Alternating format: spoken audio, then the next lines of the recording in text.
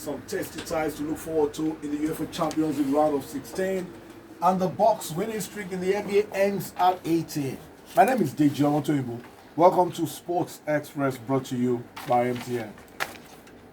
We'd like to thank you for joining us for Tuesday's edition of Sports Express, brought to you by MTN. Let's start off with the international newsreel.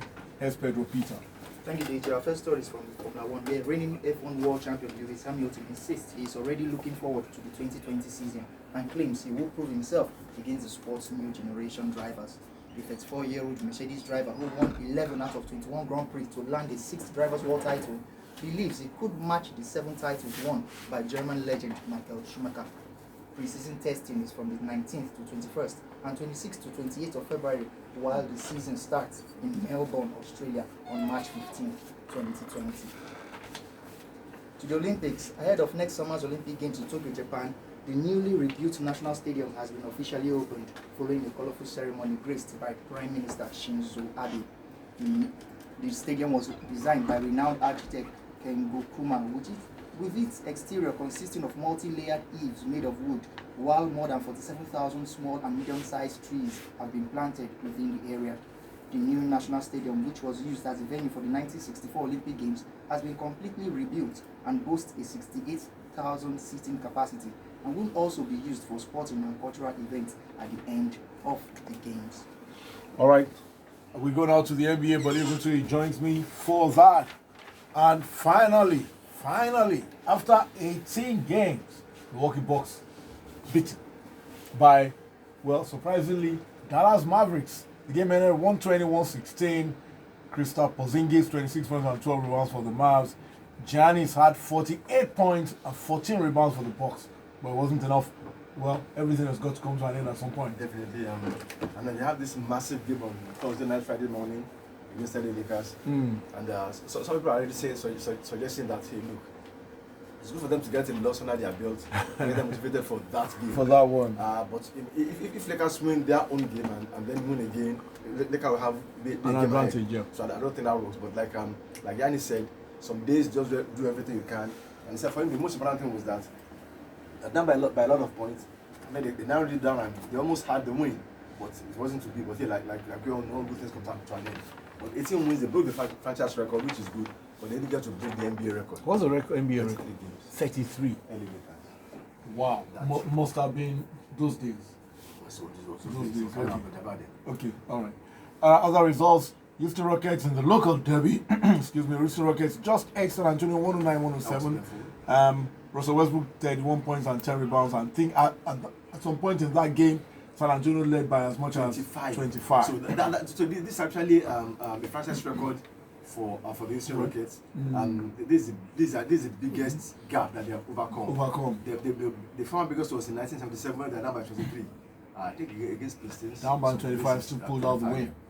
Other results: Portland Trail Blazers over Phoenix Suns 111-110, just a 1-point victory. Oklahoma City Thunder got past Chicago Bulls 109-106. Memphis Grizzlies defeated Miami Heat 118-111. Toronto Raptors 20-point victory over Cleveland Cavaliers 133-113. And Washington Wizards got past Detroit Pistons 133-119. Bradley Beal 35 points and 10 assists for the Wings. So we are now, all of us are waiting for Thursday night. So Friday morning. That's Lakers and Bucks, then Clippers and Rockets. Wow. Fantastic doubleheader. We return with the Nigerian sports scene after the break. Welcome to the Nigerian sports scene on Sports Express, brought to you by MTN. But it's still here, and the biggest story on the local scene, football-wise, John Obu resigns as Aqua United coach. But can you give us more details? It's important to know that he wasn't sacked. He resigned. Coach said, I've had enough of this. Player power. He started running battle with some players. They mentioned what's his name now, the striker. Mufomudo, the one that plays for the Super Eagles. It came to a head in the game against MFM in Lagos when MFM defeated them 3-0, and the players refused to listen to instructions. And Obu said, "I can't continue working like this. I've had enough." And he won. In the statement that the club made, the club actually said that they're happy with the way he worked, that he brought a certain level of discipline to the team, and that they are sad to see him go. My question is, my question is, why don't you back the coach? I was going to. Why don't you back the coach? The same player, but in the aftermath of that, they have suspended Mfonudo. They didn't mention by name. They said the player, of course, is the one. And then 2 others have been suspended, and because of the coach left. So why don't you do this? And Yeah. Are we saying it was like the players down tools of the coach? Something similar. Be like they just refused to listen to him, and they went to do their thing when the coach is gone. Wow. And there was an initial rumor that Kennedy Boboye has stepped in. The The club club was has saying denied that that. they said it's not true. That some people have mentioned the Mama, some mentioned Kennedy Boboye, but I don't think they'll go outside of those two. Those two. But, Okay. but it's important to know that Boboye is presently, I think he's assisting this person as Rangers. No, okay, no, that's Ubas Mangoes. So I think it will be between Boboye and the Mama. Okay. All right, Super Eagles, we hear there's some friendlies that might be taking place next year. There are 4 FIFA windows next year. March, August, September, and December, or something like that. And November, yeah. And according to the NFF Secretary General, the Eagles don't want to play any team that is below them. Okay. So they are going for teams that are above them to toughen the Super Eagles. So they are looking at Germany or Italy and teams like that to make the Super Eagles stronger. So they are flexing. Well, that won't have to be in March if they're going to play any of those teams, because they're going to the Euros in the summer. Yeah, but there's November, remember, and there's September. So maybe we play Brazil and Argentina. Those middle ones, and then November we come to Europe. Maybe by that time one of them will be European champions. They can play the European champions. Let me ask you a question you might not want to answer. What's going on with them, the NFF and the Super Eagles coach? Any solution? Moving on. I knew you were going to avoid that. We return after the break with the World Soccer Report. What an open draw in the UEFA Champions League. Some fantastic matches in prospect. We have to wait till February. That's the only downside. We return after the break. Welcome back. It's the World Soccer Report on Sports Express, brought to you by MTN. UEFA Champions League draws, it's a Tuesday. Yemi has his team of the week. But UEFA Champions League draws, we can't get away from it. Such an open draw. For once, Man City's luck of the draw seemed to desert them. They got Real Madrid, it's Real Madrid, Man City, Dortmund, PSG, Atletico, Liverpool, Chelsea, Bayern, Napoli, Barcelona, Tottenham, Leipzig, Lyon, Juventus, and Atalanta, Valencia. I think apart from Lyon, Juventus, where you might say Juventus are slight favorites, I think all other 7, you won't be surprised if either team wins. Yeah, that's fantastic. You won't be surprised. And, like the one I'm looking forward to is Atalanta, Valencia. I think it is the game for the purists. Yeah. It will be very open. There should be tons of goals. It's good to have a team that brings different air amongst the big boys. But then Real Madrid, Man City will be a very tricky one. Yeah.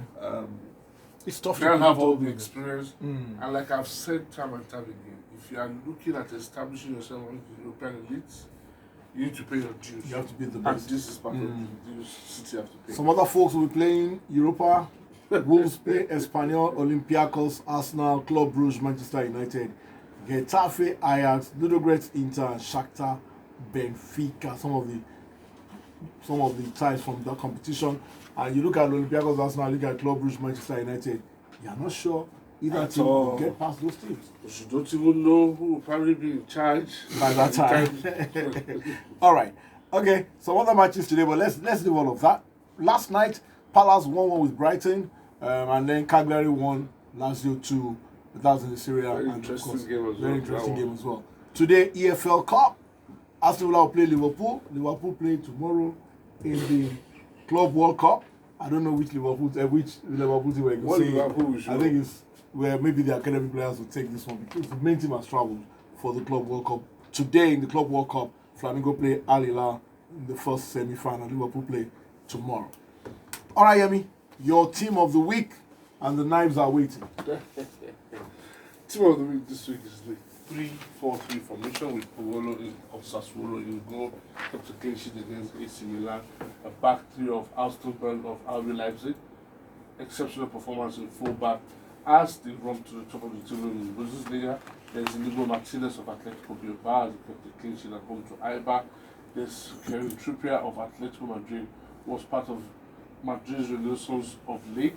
There's John Fleck in midfield of Sheffield United, who ended the game with a brace against Aston Villa. There's Christian Asaudi, who's making a return, back-to-back appearances on tour of the week from Torino with a brace for Torino away to Verona.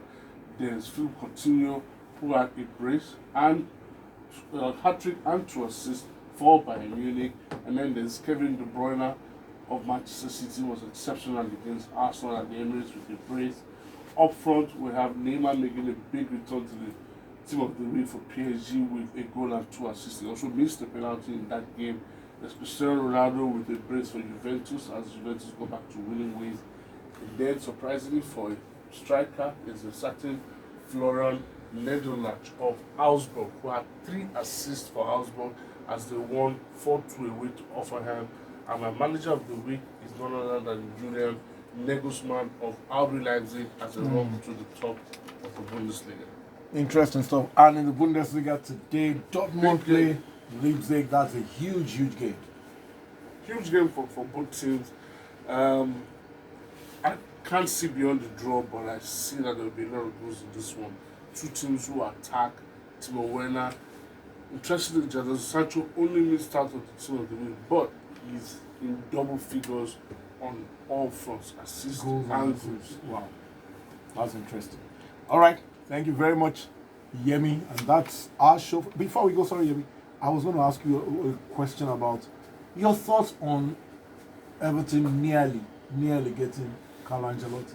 Do you think that's a good fit at the moment? I have a soft spot for Carlo Ancelotti. I've always wanted him to manage Manchester United, but I think at this point in time for a team like Everton, what they need is a manager that can survive, that can get down and dirty. They've been in this situation before. They brought in Samara, that eventually they let him go. I'm not sure Ancelotti is the right man. What would you say to the fact that, hey, why don't you just give Duncan? Let's see how far Duncan Ferguson can go. Yeah, because but it started well, obviously. We know he might not be the manager for the long term, but maybe those battling qualities that he has instilled them in the team. Obviously, 4 points from 2 games against Chelsea and Manchester United, you can't sniff at that. But yeah, whilst it's good to look on the sentimental side for that one, you might want to also look at the way he's handled the team. Look at what he did. Come on, for me, that's a huge role. All right, thank you very much. We'll see how it develops in the next days and weeks to come. Best of the rest is from football, and this is an incredible and head-scratching story. Weeks after clubs in Italy pledged to tackle racism in every form, the elite league governing body Serie A has used monkeys in an anti-racism campaign.